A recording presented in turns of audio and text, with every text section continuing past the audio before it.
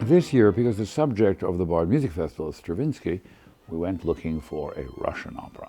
Actually, a reference by Stravinsky led us to a truly fantastic find that even surprised our Russian colleagues, and that was Sergey Taneyev's Oresteia. In the 1890s, Taneyev, who was a disciple of Tchaikovsky's, and was a conservative but fabulously skilled composer, a terrific composer, very self-critical, and he was the person to whom Tchaikovsky took his music for advice. This was his masterpiece. He worked on this, and it was produced in St. Petersburg in the 1890s, but it was sort of butchered in its first production, and it was not a great success, but it left a real legend around it. Stravinsky knew about it, every composer knew about it. And what was unusual, it was not a classic folkloric Russian subject.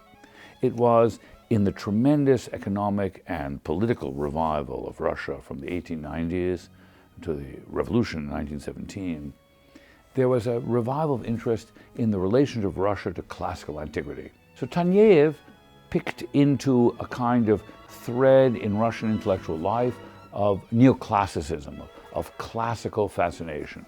And contrary to his fellow composers, he did not go to a historical or folklore theme in his opera, but went to Aeschylus, to the setting of the Oresteia, and he made an opera out of it.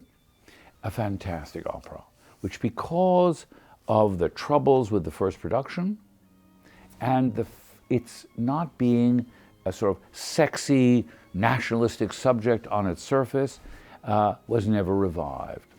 Efforts have been made during the Soviet era to revive it. There have been a concert performance here and there, but this is probably the first full stage production since the first production of a hidden masterpiece of Russian music.